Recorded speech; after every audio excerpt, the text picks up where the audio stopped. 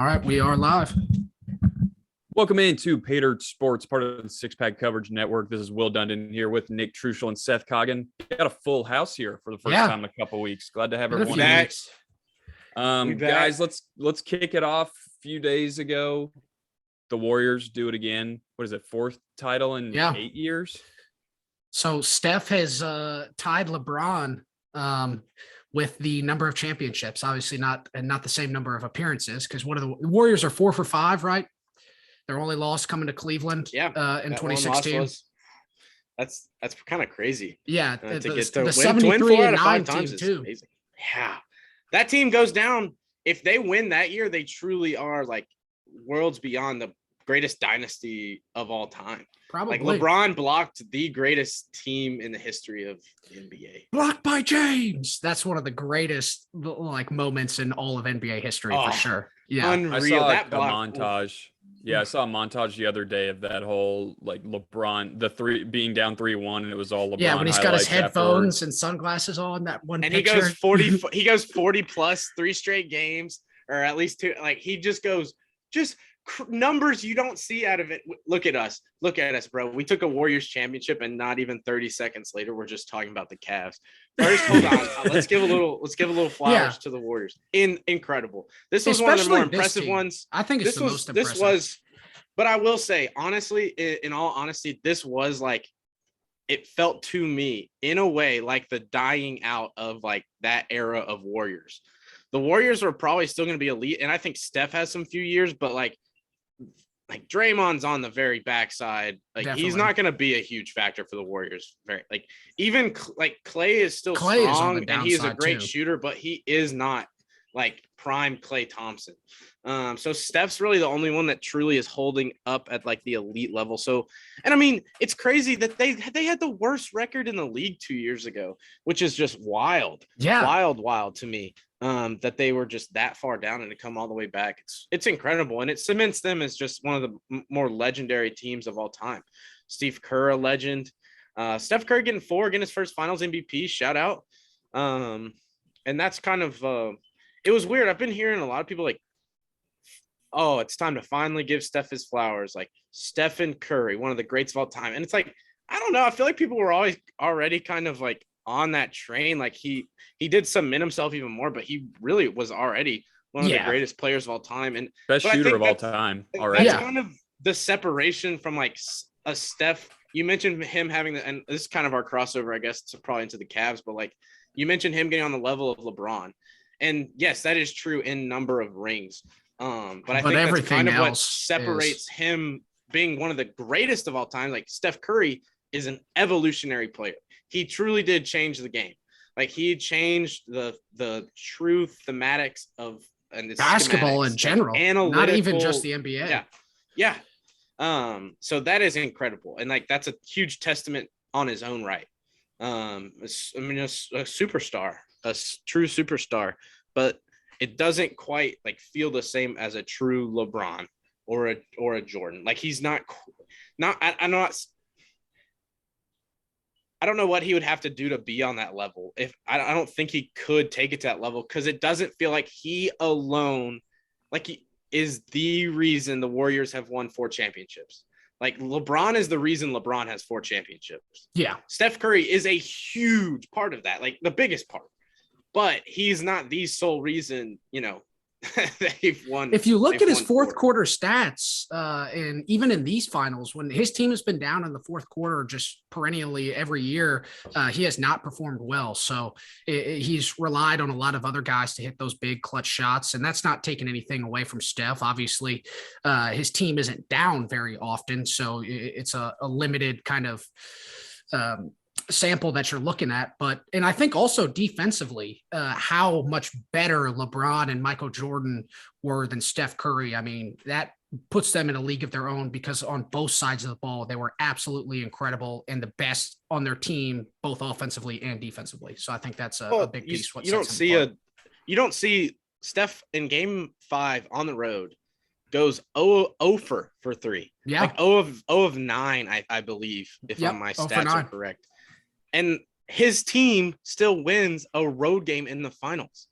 Like Steph Curry went 0 of 9 from 3 and his team was good enough that they still went on the road and won an NBA game in the finals. Like, that's just crazy. That doesn't happen. If LeBron goes 0 for 9 from 3 or essentially scores like, well, you saw it when it happened even in Miami with the big 3. You know, he had that terrible series against Dallas and they lost, and like he took a brunt of the blame, as he should have. But like if he goes 0 of 9 from 3, the Cavs don't win. Like, he's got to score 41. He had 10 and 9 40 or they weren't going to win. Yeah. He had to do the most, and he did. But that's the funny thing about Kyrie too, is like people regarded Kyrie as having a ring, and it's like, dude, what has Kyrie done outside of his years like with LeBron? I mean, yeah, he's been a good player, but like he has not done anything. His best years statistically have come on the Nets, and it's not even close. Yeah. I was looking at his stats, and scoring and assist wise, shooting percentage wise, everything has been the best on the Nets. So I think, yeah, without LeBron, and that's why he left too, is to get away from LeBron. Kind of, I think it was just, he wanted to be the guy. It seemed like in Boston that didn't work out. Yeah. And then now he's not the guy again, playing next to Kevin Durant. I'd certainly say KD is better than Kyrie. So kind of interesting. You mentioned KD, and that makes me think of, people were mentioning Steph. Like this was still a huge ring for Steph. I mean, yeah, we talk about the Warriors and everything, but bro, Steph didn't need KD to come to the Warriors. Like he won one before, won one after. Yeah, so that is sick. Winning one before and after is tight. And he gets his Finals MVP too, which was kind of I think it even salts that KD's legacy a little bit. I would have given MVP to Wiggins. That's what a lot of people were saying, that he basically did the same thing as Andre Iguodala did in that 2015, and probably more offensively than Andre Iguodala did. But he absolutely locked down Jason Tatum when it came to it, especially in the fourth quarter. I was looking at his stats, and they crumbled in the second half of the games, going all the way down to like 30%, 29% field goal shooting. And that's all Wiggins guarding him. So I think Wiggins has become and kind of blossomed into a better defender than anybody ever expected. Yeah. Well, and you got to credit the Warriors too, because they have really built this team, obviously. And when they've needed to move pieces around, bringing in Wiggins and stuff, but then getting young guys like Poole that have been there for a while now, I guess. Well, actually, he played in the G League. He played in the G League for a while, I remember. And now he's one of the guys. He's one of the young 2018 or 2019. So he's been there for a few years, something like that. Yeah. So, I mean, Warriors are raw. They've been a good example of like how to share success. Even Steph is not like too spotlight hoarding or like too commanding of like, no, this is my team. It is always been like the Warriors. Like it was always them as a team. And Steph was the most dangerous part of that team, but they have shown a good example of how to have a lot of success, and also kind of share that spotlight and share all the glory and what kind of comes with that. Yeah, for sure. Why don't we talk a little US Open, Will? Why don't you kick us off here? Yeah, man. So really, I'm just going to break down kind of what happened towards the end. I mean, great US Open, pretty close. Had a lot of top guys in the mix, but again, you had some young guns really pulling away there at the end. Obviously, Zalatoris and Fitzpatrick are the guys that came down to. And man, hole 18. That's what, man, I will say these majors have been awesome coming down to the 18th hole and, possible playoffs going on. 18th hole. I forget who teed off first. I want to say Fitzpatrick did, but I'm not positive. I guess he would have had to. Anyway, Fitzpatrick tees off into the bunker. Zalatoris stripes one. So you're thinking, okay, doors open. Zalatoris is down one. He can get one close or something. Yeah. Dude, Fitzpatrick just makes, that's the kind of play you have to make if you want to win a major. And he just catches all ball out of the bunker. It sticks it on the green. Zalatoris puts it up there a little closer around the same area. Fitzpatrick misses his putt, opens the door for Zalatoris. And I'm starting to feel for Zalatoris a little bit because this is his third second place in a major. And this one was different because he did make some putts this weekend. Like they both were, honestly, but that last one, especially on 18 that he missed, Trushel, I mentioned it to you before the podcast.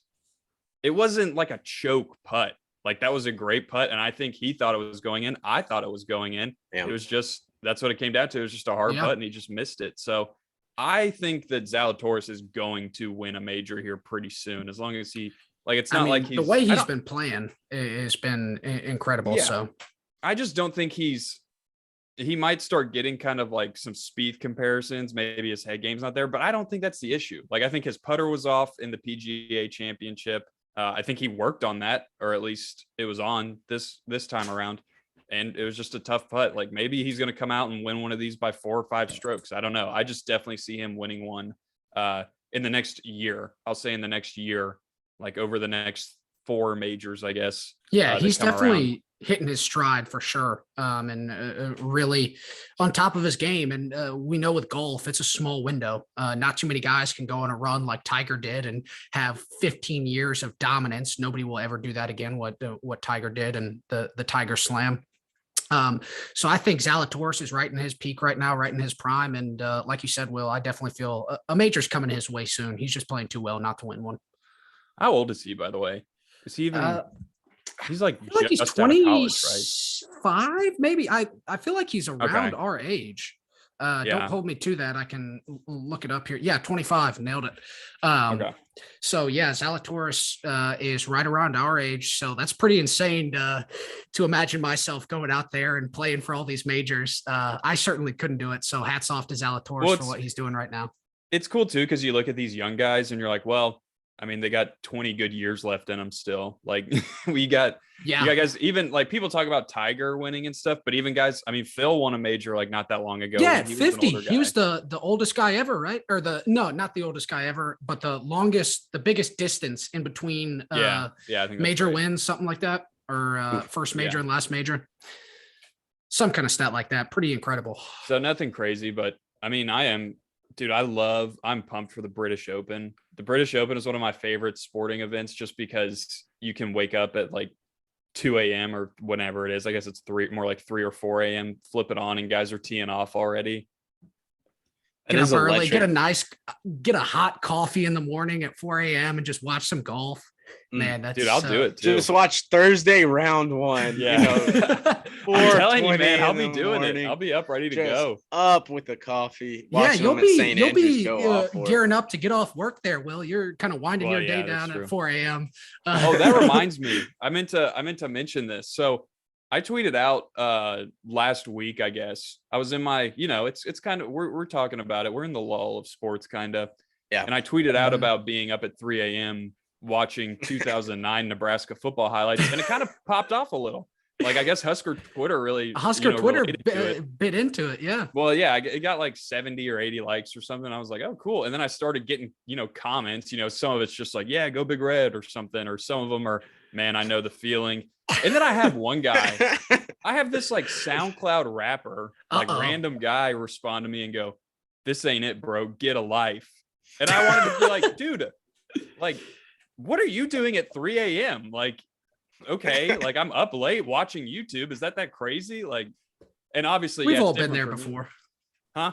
I'm saying we've all been there before. I've stayed up until 3 or 4 watching stupid highlights. I know. Yeah. Well, I was just like, it's not like it's Friday night and I'm not doing, I was like, this is like a Tuesday at 3 a.m. Like I'm watching YouTube. Is that wild to imagine?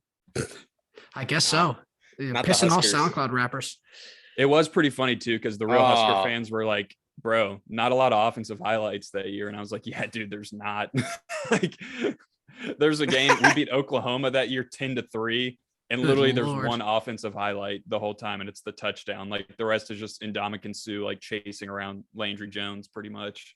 Those are good highlights to watch, though. Yeah. Watching Ndamukong Suh at Nebraska is just, that is an ultimate highlight reel. Hey, Hogs just surrendered a home run. So no. Ole Miss up 4-1. The Rebs. Second inning though. It's still early. A lot of baseball left, man. And Arkansas doesn't have a loss, do they? This isn't it for them if they lose. No, not an elimination game. This is to go to like the 2-0. So you have to get beat twice to. So this is definitely a big win. It'd be nice. Yeah, it's a huge game. It's a huge game, but not an elimination, but very big. Yeah, I mean, really, every single one of those games is pretty big. Yeah, they're just big at this point. There's only 6 teams left, so I mean, and 2 of those teams have a loss already. No, 3 of them do. So we're the only 2 1-0 teams. So anyway, gets a little heavy there pretty quick. once you get to Omaha. Like Stanford, number 2 seed. I mean, they go 0-2. 0-2. Yeah, and Auburn just gone. Gets their first win in Omaha since 1997. So big congratulations to Auburn there. You guys want to talk about that tweet that I sent out, Big Game Boomer? If you're a Pay Dirt listener, you certainly are familiar with Big Game Boomer. We talk about his tweets a lot. I mean, he's constantly putting out stuff and putting out content. I think this might be the move. 50 college football teams entering the 2022 season. Yeah, we need to go Pay Dirt Boomer. Pay Just Dirt like Boomer. start putting out rankings as much as possible. Just ranking everything. Should we just start challenging his rankings? I think just that would be doing the way. opposite. Yeah, just basically just fading Boomer. Yeah, just like take all of his. Then we don't really have to do any work. We can just be like, oh, thanks for coming up with that idea. Like, here's our opinion on it. Yeah, we should do that. Truthfully, you were pretty upset with the list. I haven't gotten to look at it a whole lot, but you tell me what you're. I like where Tennessee is for sure. Number 14. I don't know if that's very truthful, but I feel like Big Game Boomer knows how to play into the fan bases. And he knows Tennessee. The Vol Twitter is unmatched. And that's a little bit of a biased opinion, but Vol Twitter is absolutely insane. So he's always up on us. But to me, having it only took 4 teams on the list going down to number 4 for me to get upset. NC State at number 4 ahead of Georgia, Arkansas, Baylor, Oregon, Clemson. There's absolutely no chance. Maybe he knows, man. Maybe he knows. Like NC State is catching a lot of love. They're from getting a lot of preseason love. And I don't see it. They're pretty good. They're consistently kind of winning between 7 and 9 games. They go to a bowl game every year. Dave Doran is their coach, right? Yeah. And yeah, I don't get the love on NC State quite yet. But I would be pretty comfortable saying that they won't win the ACC. Yeah. I would take the field. This basically has them making the playoffs. Yeah. I mean, so here's the thing too.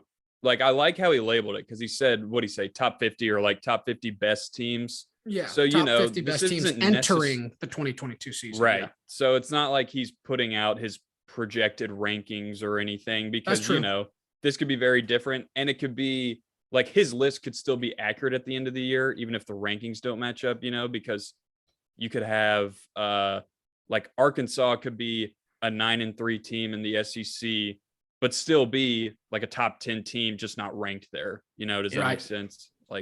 So I kind of like how he at least labeled it like that. I mean, Nebraska on this list, and you've got UT San Antonio, San Diego, Virginia, Boston College, Marshall. Are you kidding me? Boomer, I mean, you talk about engaging with the fan bases. That's why Boomer has the biggest love-hate relationship with Nebraska. Whenever it benefits him, he always talks about the legendary program that Nebraska has. But then whenever it's time to really take a jab at the Huskers, he loves to. Because, he's got Kansas State there at 28 with Adrian Martinez as quarterback. So I guess he's really going to change that program, which I do think he'll do pretty well. But I don't think they're that good. Nah, the Huskers are going to be way better than wherever Adrian Martinez is playing quarterback at next year. I have to imagine. And so that just Kentucky automatically at number 24. I hate the Kentucky love going on this year because I feel like there's a lot of hype. I was looking at the odds to win the national championship, and Kentucky was at plus 5,000 at number 18 or something like that. They're higher than a lot of teams that I think have a better shot. I don't know. Well, this list doesn't make sense to me. Me and Seth touched on this at the end of the episode last week, or at least I did. All this love for Will Levis. And the stat I saw, 7 out of 8 SEC games, he threw for less than 200 yards. And, Kentucky fans are saying, well, it's a run-heavy offense, all this stuff. And I'm like, bro, it's 2022. You got to pass the ball. And I'm just saying, even if you run a lot, it's not insane to throw for over 200 yards a couple times, Yeah. And he lost Wan'Dale Robinson, is probably his best player on offense. So, in his game with 400 yards and 5 touchdowns came against Tennessee, that literally was just bomb back and forth by those teams. And that kind of just felt like the way the game was going. So yeah, I'm not big on Levis at all. I don't get the big hype going on. I'd take Hendon Hooker any day of the week over Will Levis. Dude, also the fact it looks like he's got Oklahoma. Yeah, Fresno Oklahoma State. and USC at 20. I mean, I guess. Hey, they had the greatest practice in the history of the history of all time. Y'all I mean, ever, you USC remember is that the tweet? total- Go ahead. Sorry. Just mentioning on USC, it was the funniest tweet I've ever seen in my life. It was like Colin Cowherd or something said the quote from someone near, like an anonymous quote said it was the greatest college practice he's ever seen. Like, what? That's just total made up propaganda to just like make people excited about Lincoln Riley. Colin Cowherd probably made that up himself. He's a big USC homer. Like, he certainly came up with that quote himself. He definitely made it up. He didn't even go watch the practice. Some are telling me it was the greatest college practice. Some are telling me. You know what? I'm going to tell you it wasn't. Yeah. Some are also saying it was terrible. Dude, USC, I mean, I'm excited. I'll tell you what, polarizing. There's that word again. That's what USC is going to be this year. I mean, people are going to watch them because I have no idea what they're going to do. I mean, obviously they have a bunch of skill players coming in. I think the trenches are a question mark. So we'll see how that plays into it. But Slovis went to Pitt. Didn't he transfer to Pitt? Mm-hmm. So yeah, I mean, they have Caleb Williams. Yeah. Oh, you're right. They transferred from Oklahoma. I forgot about that. So yeah. I mean, so they have the skill for sure. They definitely have it, and they got that Pitt receiver who's like the number one receiver in the country. What was his name? God, it's slipping me. But they also lost Brew McCoy to Tennessee. So hey, they had some guys come in, but they had some guys leave too. So it's an open door there. Guys are coming in, guys are leaving. A lot of question marks. You think Georgia has a letdown year after the Natty? Natty hangover. Georgia's definitely a school that would have a Natty hangover. They're gonna win probably for the next 35 years, to be quite honest. Like 8 or 9. Crucial. Yeah, 8 or 9 wins. I'm thinking. I could see them winning 9 games. I could definitely see them winning 9 games. Dude, you could drop 3 in the SEC easy. Certainly. Well, they got to play a lot of good teams. Yeah. I mean, if Georgia went 8-4 though, that would shock me. That would be pretty surprising. 8-4 would be surprising, but I'm not. I mean, I wouldn't get some good value there. If you're looking at win totals, you hit number 8. I'm sure that's like plus 4,000. Seriously? Let's just do some quick over unders look up some teams. Well, look, win Georgia totals plays. Georgia plays Oregon game 1 too. Is Oregon good? I mean, they could drop it. They could easily drop lose it game 1. Yeah, it's game 1. Anything could happen.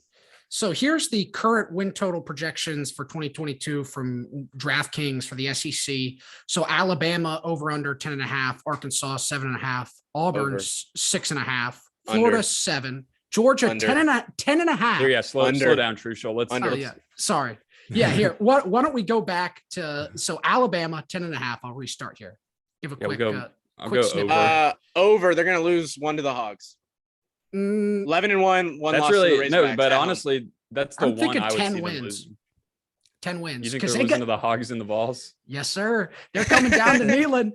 They're coming up to Neyland. So that's hey, I'll say they split them here. Split them. They're losing one of those games, though. Yeah, sure.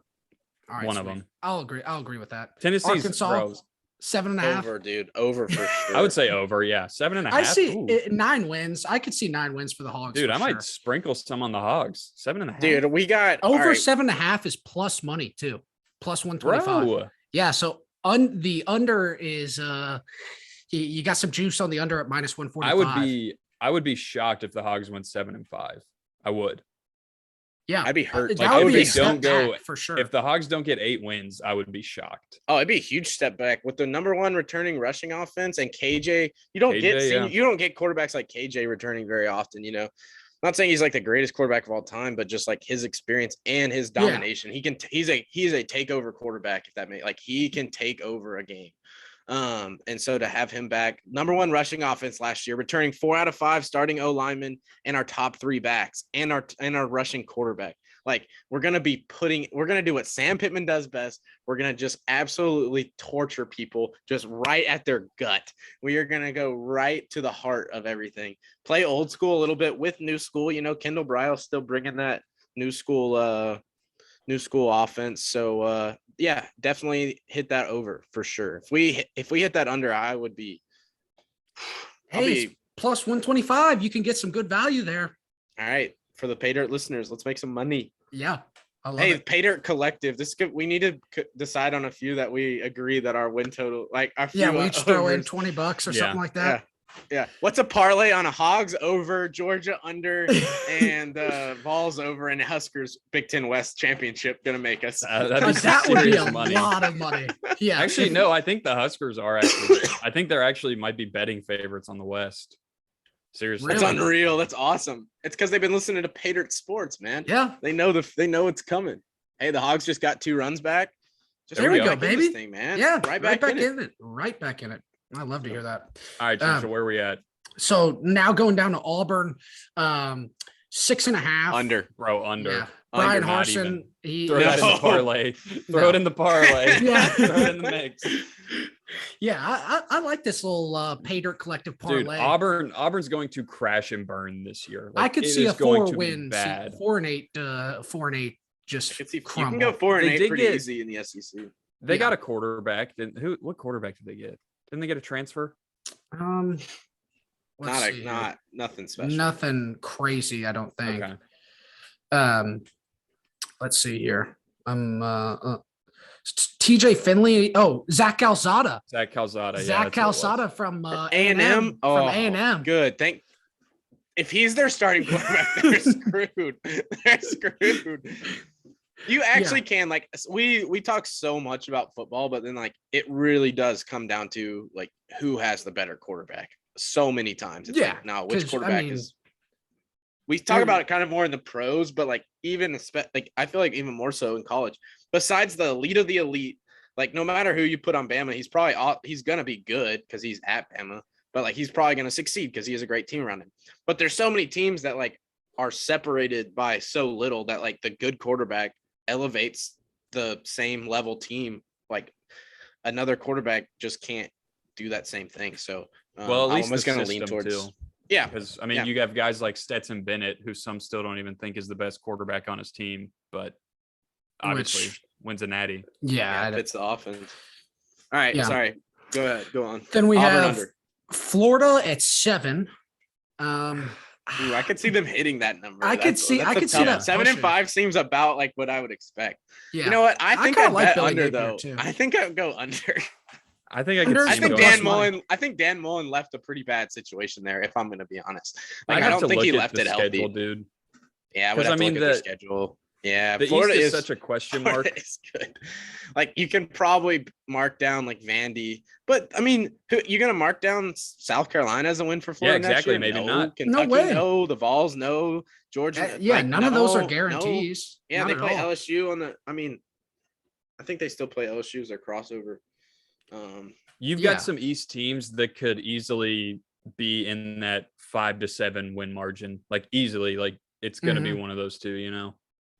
No, agreed on that. Yeah, you can't mark any of those games as an automatic win for Florida. So over is the favorite at minus 130. So really, the public is on Florida, I guess. Moving on to the next one, Georgia 10.5. We already discuss this under. Dude, I'd go under on that, honestly. No, but here, look at this schedule. Georgia's schedule. Like I know we just talked about the East is pretty. Like they could be 8-0. Going into A&M, I was looking at their schedule.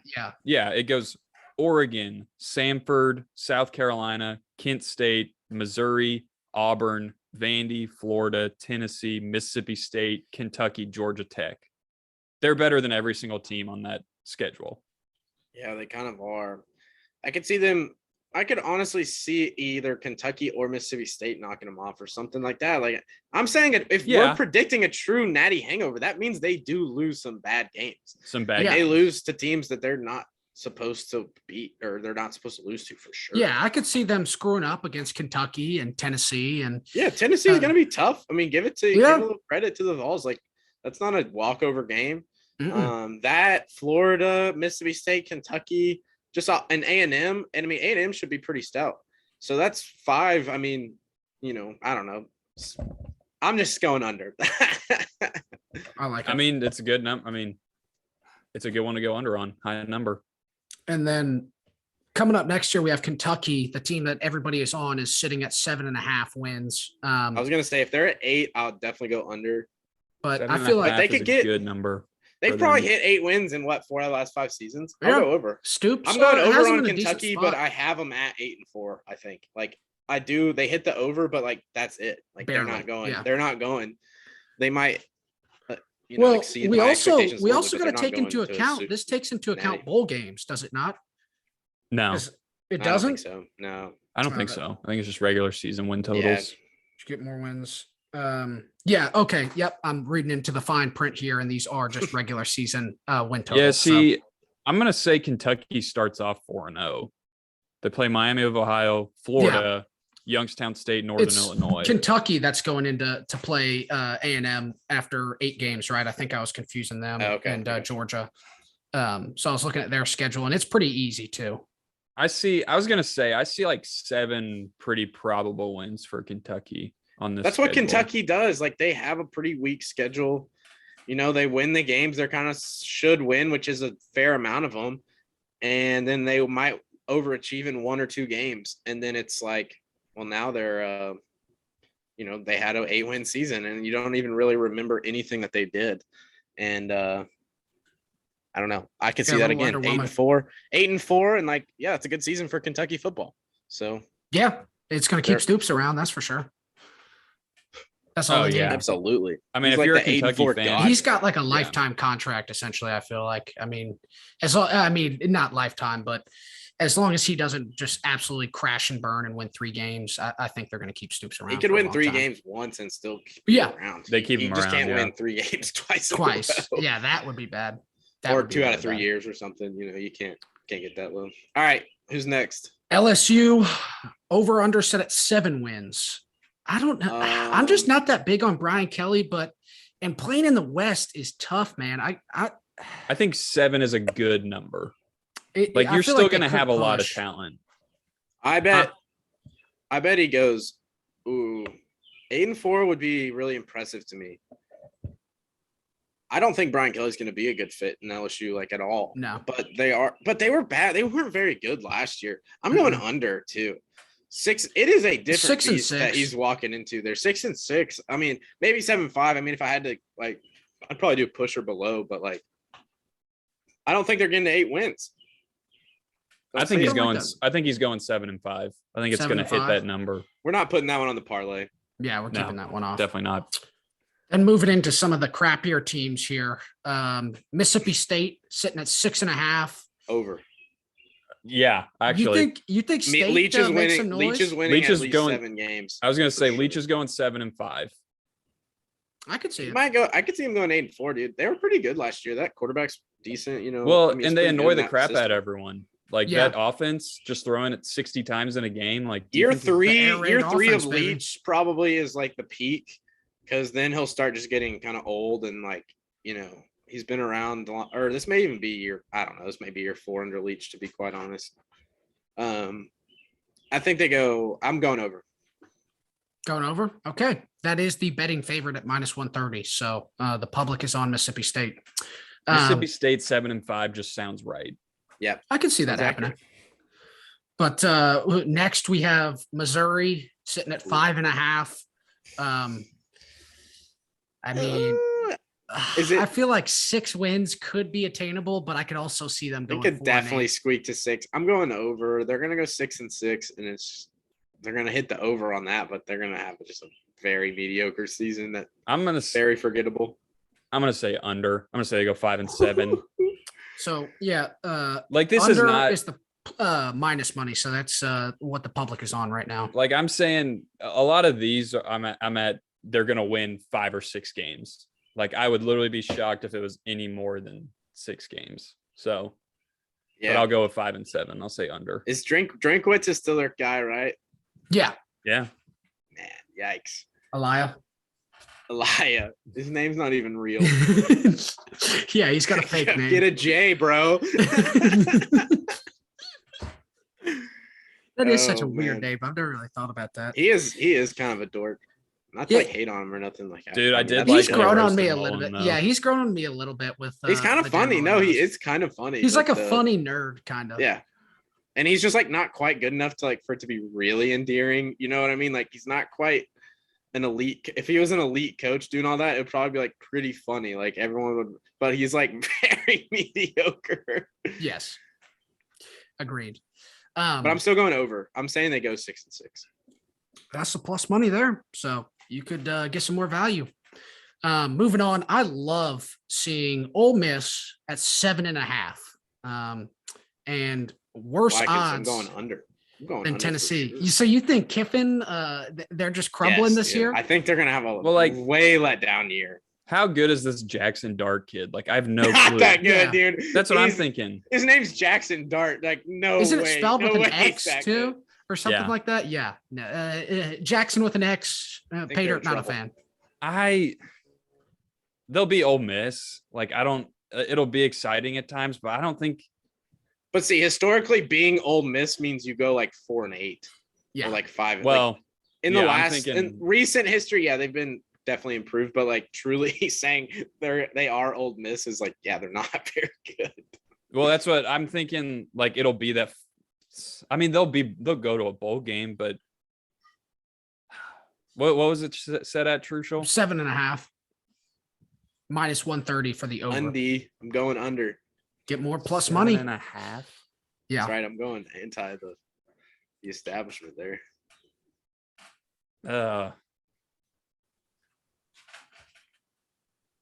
I don't know. Do you have the crossover games up by chance?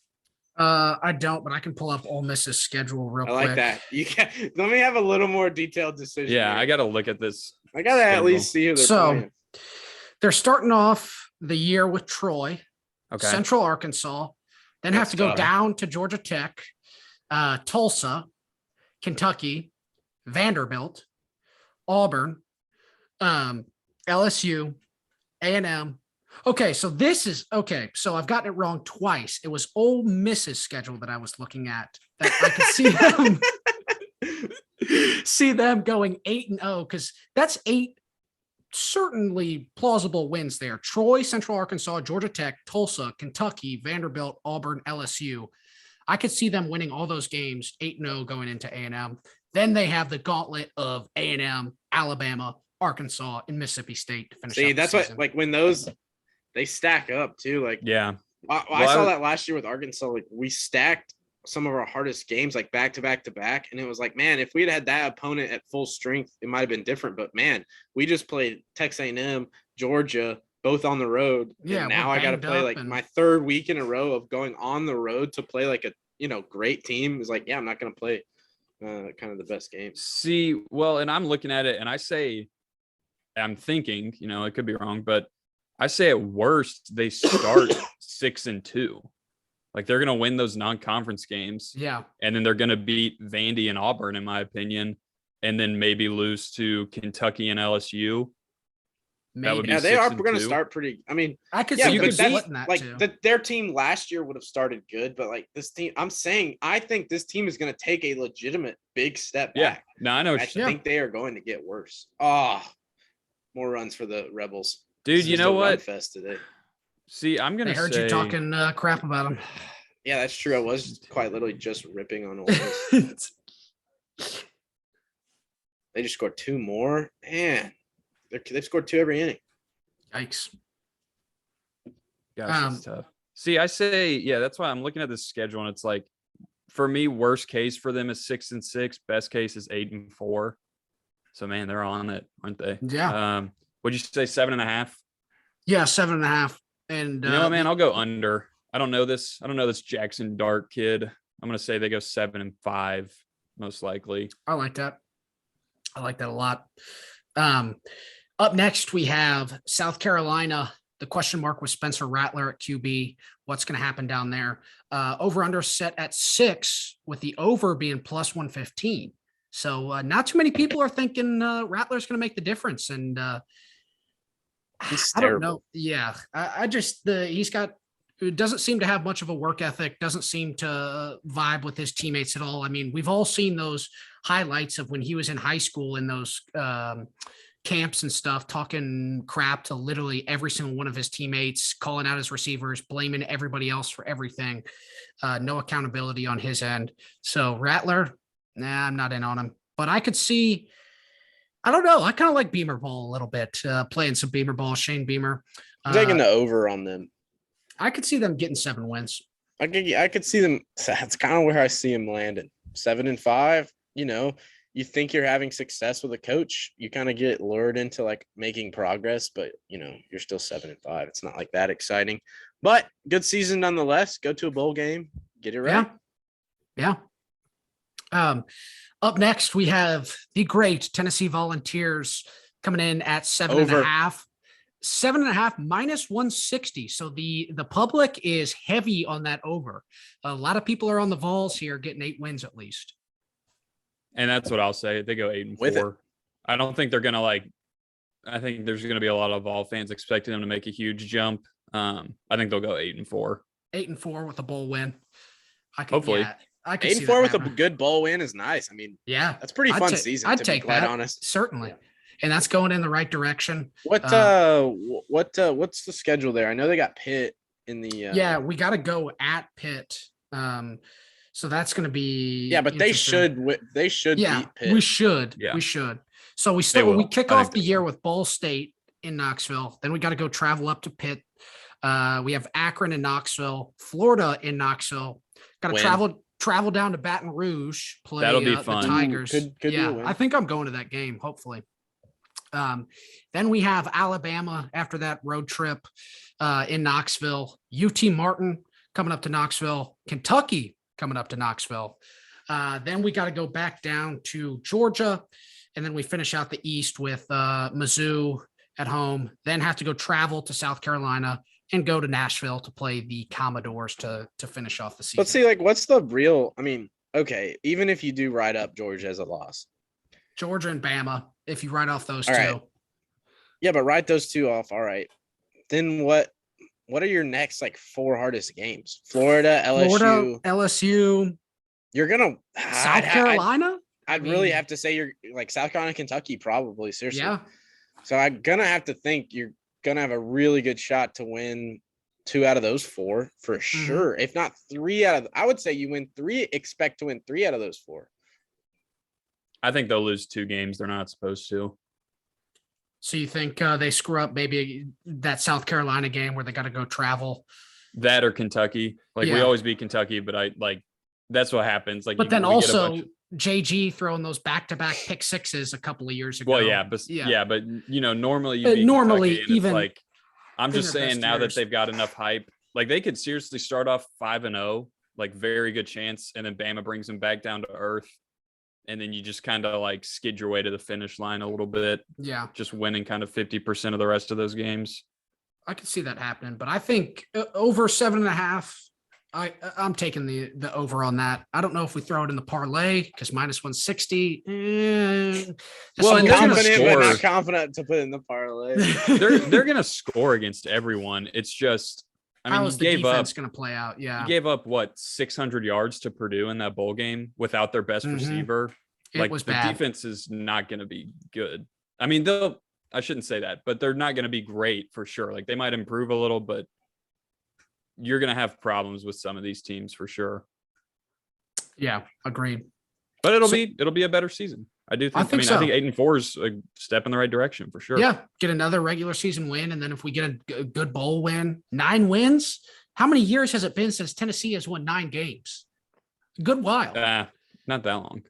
Pruitt won 9 when they beat Indiana in the bowl. That was only 8, wasn't it?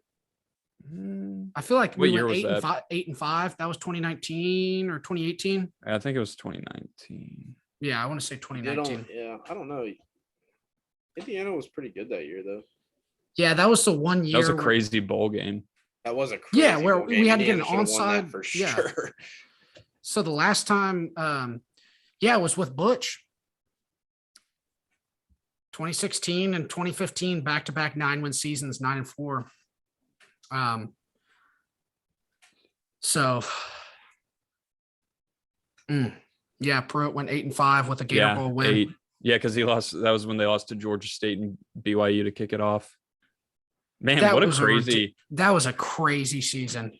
That What was would a have happened if crazy Pruitt would have season. won 10 games? Like, does he get it? Does he stick around a little longer just because of the 10-win season? Like, Instead of that, instead of winning 8 or in a different season.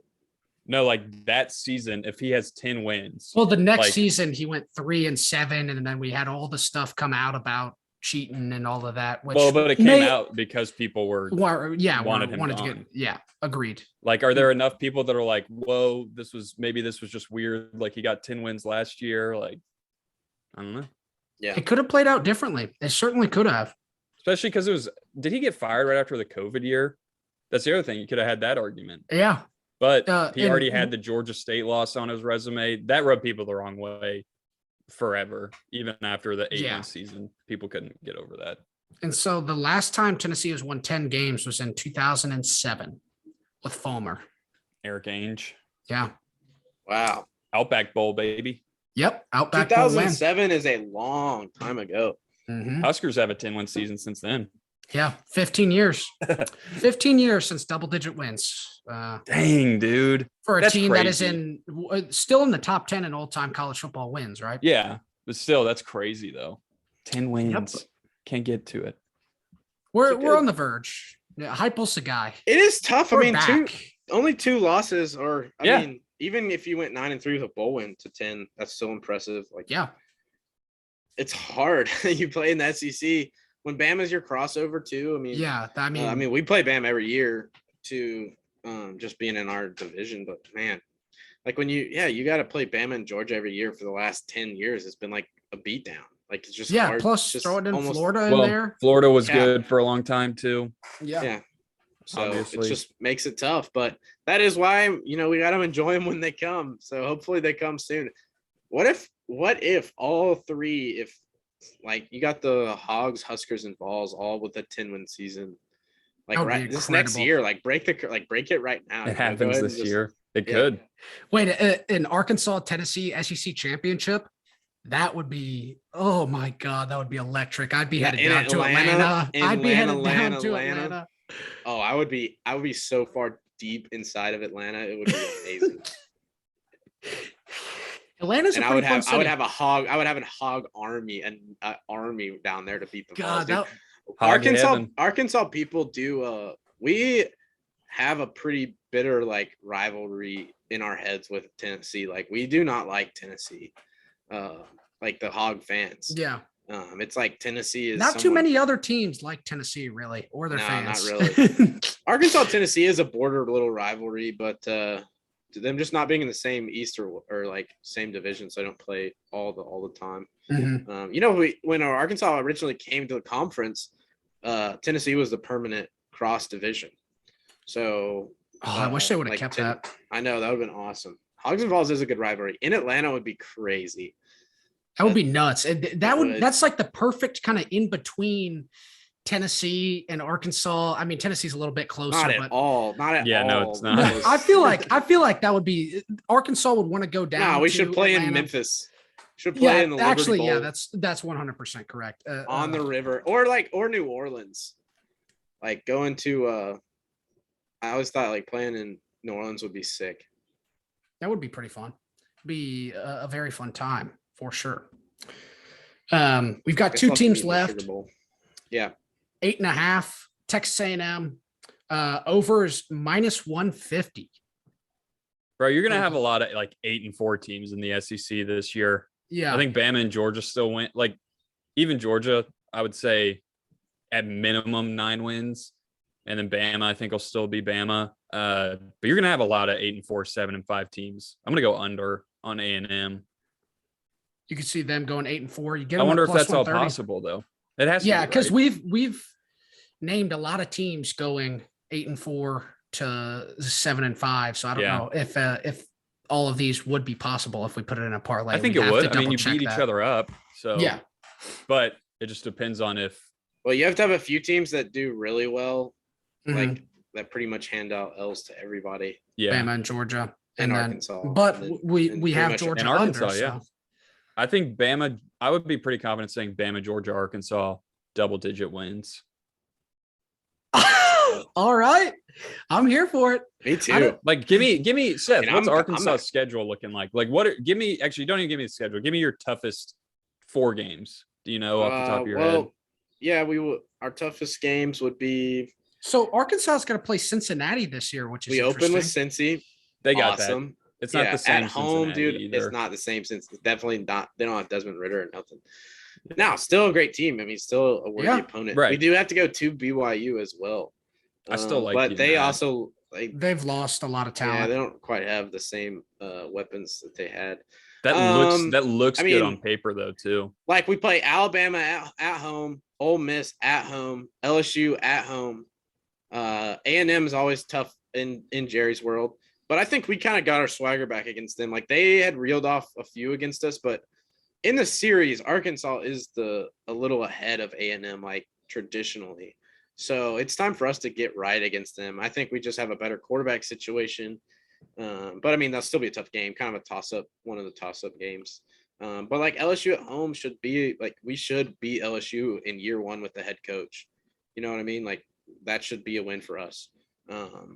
Yeah, I agree. And Missouri, our cross opponent's Missouri. And then I believe I'm trying to think of who our other cross opponent is this year. I think it's South Carolina week 2. So I really like us probably in that game at home as well. So I'd have to, you win both your games in the East, and then I like us against Auburn, LSU, Ole Miss, and I mean I like us against Mississippi State. That on the road could be a little tricky, but still. So that's 10. That's your magic number, and then maybe why not beat Bama at home? Like it is time. Like it is time. You almost did it. We almost did it last year. Put up we have a quite the fight stronger last year. team. Like we will be. It is at home, and we'll have a better. Like it's a good lead up to it. I think this is the year we take off Bama. So if you pick off Bama this year, then you're looking at you better have a dang good season because like last year, A&M beats Bama and finishes like 8-4. That's like a waste of beating Bama. Like you just wasted Bama because you're not even contending for the SEC West. Well, like anyway, I think I like double digits secured. 10-2 would be awesome. 11-1 would be amazing, and then 12-0 would be just if Arkansas goes 12-0 with this schedule and then wins the championship and the tournament, they're the greatest team of all time. And why not be the greatest team of all time? Why not? Why not us? Dang, that took a turn. It just took off from me. That took a I do see. turn. Did you say you play South Carolina week 2? Yes. Yeah.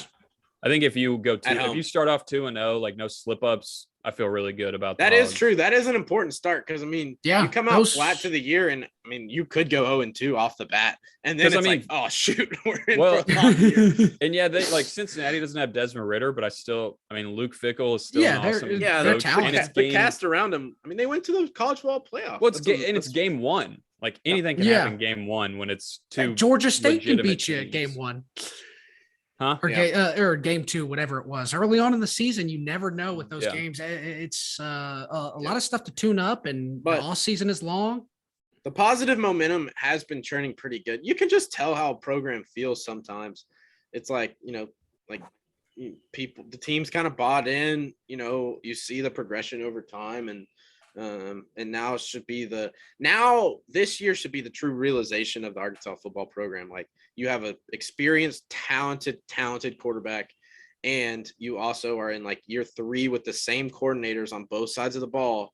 And you have your returning offensive line, you win those first 2 games and it's a springboard into a really good season. But if you slip up, then you got to go back to the drawing board. But anyway, who's last? Last, we have the Vanderbilt Commodores at 2.5 wins. Oh, that's tough. You know what? I'm going to go over for the boys. Overs plus money. I think plus 120. They sneak to 3. I think they sneak to 3 or 4. Maybe not. Why not 4? Clark Lee, we're cheering for you. West End, shout out. The non-con is Hawaii, Elon, Wake Forest, Northern Illinois, and that's it. I could see 3 wins, but not 3 there. Yeah, I could see. I could see Because that's it, 3 right? wins. That's the only possibility they have it wins. Or is that our agreement? They're not winning an SEC game. Like, I could see him winning a game. I could I see. could see him I don't winning know. a game. I Yeah, mean, but who, they man? could beat South Carolina, maybe, or Mizzou. I mean, maybe Florida. We don't know. Like, that's the thing. Some of Florida's these are got real to come to question marks. Nashville. But man, they just. I mean, Oh, really, I mean- it's, nobody goes to those games from Nashville anyway, so it's pretty much always an away game for Vanderbilt. Did they have like a close SEC game last year? Let's. I got their schedule pulled up here. So, wait. Oh, wait. That's from 2019. Whoa, I was looking at this and I was like, "What the? That ain't right." You So see let if you me- can see 2021. Yeah, I'm pulling it up right here. So, I mean, they weren't. Oh man, I just had it and it went away. They were. They had a couple of close games, kind of. So their only win, so they only won 1 game or 2 games last year. They beat Colorado, so they lost to ETSU 23-3. Yeah, I that was a forgot bad about one. that. That was a bad one. That was bad. That was ugly. That's I why mean- I'm like, is Elon a chalk up? Like, No, I don't know. they beat Colorado State 24-21. And they beat UConn 30-28. So both of their wins came in 3 or less points. South Epic Carolina performances. 21-20. That was the close game in the East last year. They only See, lost. that's When what, was dude. that? People are so high on South Carolina. They're not.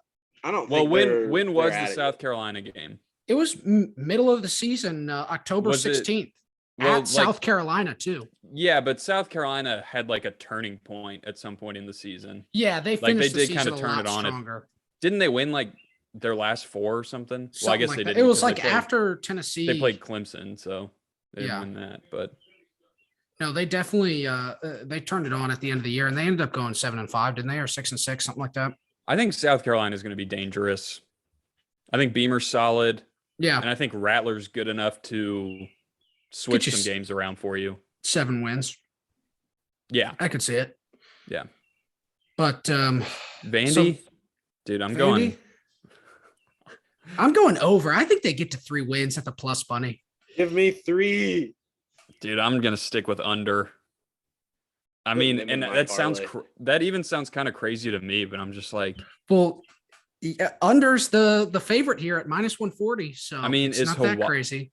like I don't know, is Hawaii any good? Is Northern Illinois, just because it's Northern Illinois, I'm gonna be like, no, they'll be all right. Like they'll Yeah. be Vandy in my mind. Northern Illinois and Hawaii are kind of those teams. that you Northern think, "Oh, Illinois they're always probably all right." won't beat Vandy. I'll be Like honest. Hawaii is a question mark for me because sometimes Hawaii's trash. Like I don't know.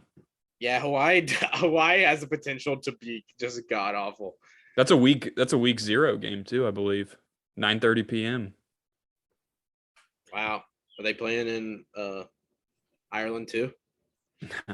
I think they're playing just in Hawaii, I would think. Vanderbilt So- versus Hawaii in Ireland might be the funniest combination of a game like ever. It'd just be so random. Northern Illinois last season, they went 9-5. Wait, how is that possible? Wait, 9-5? I have no clue. That's what they're listed at. Over. Nice, strong year. Oh, for because the- they went to the MAC championship. That's why. Yes. Yeah, you Yeah, play they- 14. Yeah, they because they won- you went and to they the- I, won- you and they I won went the to the MAC. MAC championship. Wow. Okay, I'm taking that back. They probably will beat Vandy. Yeah, Yeah. they won. But the I'm MAC taking championship against Kent Vandy. State. I'm still taking the over. I'm taking them over Hawaii. The Rainbow Warriors can't come to Nashville and get the dub. And I'm taking them in the other. No, Wake Forest. Ooh, nah. Nah, That's dude. tough. Wake They're Forest- pretty good. They're Wake pretty Forest is good. pretty good. Wake Forest was pretty good. Yeah, that's what I'm. Okay, so I'm at 2 in the non-con, and I'm betting on them to beat a team in the regular season. Well, but wait, hey, so Vandy has to go to Hawaii. Does that change your mind at all? Ooh, yeah, Yeah. that That's does. a long Dang, plane that is ride. tough.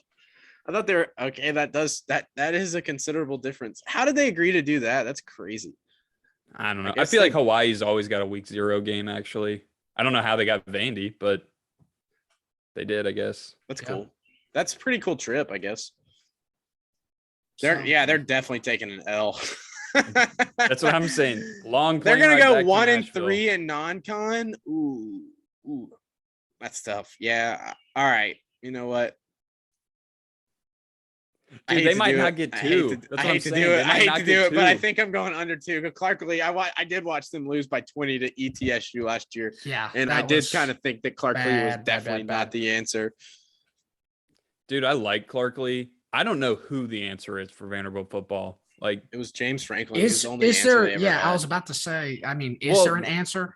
And James Franklin, that's you got lucky. You found a guy who's a top knows what he's doing coach in college football that just came to you on his way up the ranks. That's kind of the only chance you got, because if they get you somewhat good, that means they're going to get a better opportunity somewhere else. So unless it's an alumni, that's the only chance you have. And Lee is an Clark alumni. Lee, yeah. Fullback. Can he get him? I don't know, man. He's an NBA guy too. Local. Yeah, because he was born in Nashville. Yeah. He's Nashville through and through. I mean, if he just bleeds gold and black, maybe he's the guy that puts in enough work and just knows how to sell the city, sell the program. And so that's what I thought too with this hire when they hired him originally. So, maybe I might change my tune on it because it seems like Vandy's finally maybe investing a little money into athletics again. Yeah, they are. But in my mind, it was like, hey, this is a Vandy guy through and through. He played football at Vandy. So this way, if this guy only wins 3 or 4 games every year, they can kind of just stick with him for a long time because he's a Vandy guy and they don't have to keep putting money into football or whatever. Because I don't think they care. Yeah. I mean, Derek Mason, he had him at he went to a bowl game. 2020, yeah, he went to 2 bowl games. 2020 was his only season not winning 3 or more games. You think they still have his vest for beating Butch Jones in the they probably do. Enshrined for sure. Right? That's like one of their highlights of their existence. Dude, yeah, I would have never fired Derek Mason if I was Vandy. He was kind of perfect for Vandy. It was a COVID year too that he went 0 for 8. You just don't count that because he got fired before the final 2 games. I feel like Derek Mason was a good fit, and hey, he beat Tennessee multiple times, right? Yeah.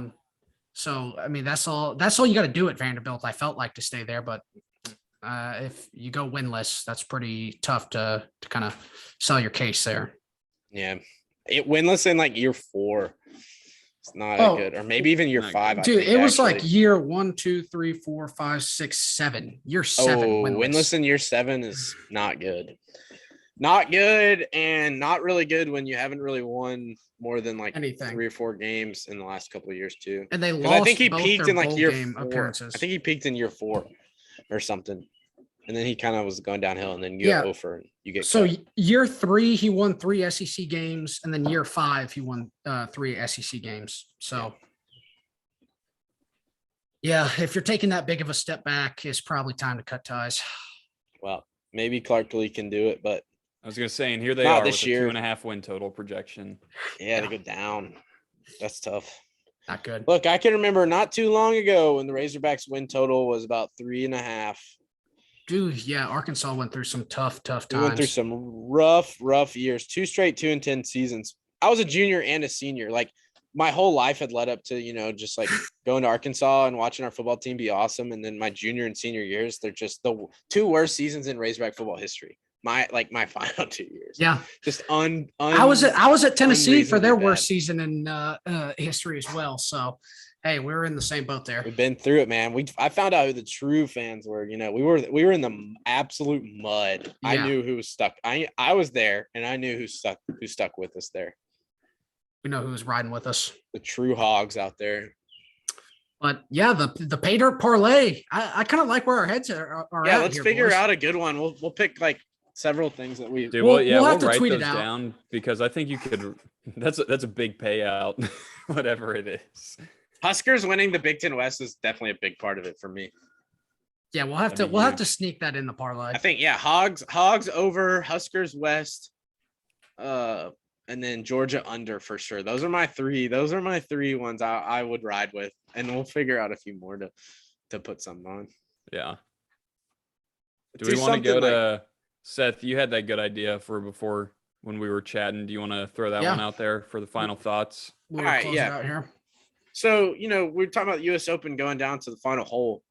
And it just got me thinking of moments in sports, like penultimate moments in sports games, like a buzzer beater, a walk-off, maybe a penalty kick or a free kick or something in soccer, stuff like that. The final play of a game-winning field goal, something along those lines that truly is like the last play, a made putt on the 18th to win, the Masters or something like that. And it just got me thinking, like, what would be your personal team and sport and like event that would be like your ultimate moment? That's like, it literally, I could dream a billion dreams and like the moment wouldn't get like better than that. Like, that's it. Will, you want to kick us off? Yeah, so I got a couple. I'm going to say two, just because. So if it's personally me, like not even, I'll give you like my Husker take in a sec, but if it's just me and I'm playing really college or MLB baseball, I think hitting a walk-off to win a championship or something, just a walk-off home run, just balls around your ankles, home run, dick slap, I think that would be pretty sick. Like, yeah. I've never even hit a home run in my life, so actually hitting one on a big stage like that in the clutch moments where you literally, I mean, it's the best, it's the most like alpha moment there is hitting a home run on someone. I mean, yeah, you can deck someone in football or something, but especially ending the game in baseball with an absolute rocket out of the park or something, I think that would be pretty sick. And then I guess if I were going with the Huskers, I guess it would be, I mean, I would go like catching a Hail Mary in the Natty or something. Yeah, catching a Hail Mary would be good. That'd be the only It's real either that or picking off a Hail Mary, I think, like to end the game maybe. Like you totally stop it. Like it looks as if they're about to score and win the game, and you make like a diving incredible play to pick it off. Like you're up 5 and I just come out of nowhere and like snag it out of the air and just ruin. Especially, I think I'd want to do that at someone else. Well, I guess it'd be in the Natty. I was going to say, I think I'd want to do that in the other team's stadium just to silence the crowd, but it'd be in the Natty. I mean, you could do a rival, like literally for some Auburn fans, like the Iron Bowl, getting a pick against Alabama would be better than like anything else. Yeah. All right, how about you, Trush? What are you thinking there? So I'm kind of thinking, I've always been a basketball man myself. Game 7, fadeaway 3 in somebody's or fadeaway and 1-3. Down 3 in game 7, just nailing that Ray Allen stone cold 3-pointer for the Grizzlies to win an NBA championship would be as good as it gets. So you got to make the free throw too? Yeah, got to make the free throw too. We're going to overtime. Unless I make the free throw. Knowing you're going to OT and then stepping up to the line and hitting that for the win would be so clutch. That would be pretty sick. Well, here, let me preface this even more. So we're down 3, 5 seconds left. The other team has the ball. Inbound steal, Reggie Miller, go out to the corner, fading 3 in somebody's face and 1. You land in the floor seats laps and everything. Yeah, just like fall back, get absolutely crushed on this shot, fall back into the other team's bench. Chug a beer. Yeah, their fans Chug are a giving beer right before you make the free throw. Yeah. Yeah. That would be the single greatest moment for the Memphis Grizzlies. If I had to choose one in sports, that would be the best feeling in the world. Get some of that purple drink on the side. Yeah, you never know in Memphis. Yeah. Mine would be my personal one, like as just me, I think would be hitting like a really long birdie putt on 18 at Augusta. I mean, that's to win the Masters. Sure. Like everyone's already finished out. Like I'm the last player of the day. Like 40-footer. Yeah, no, like a bomb.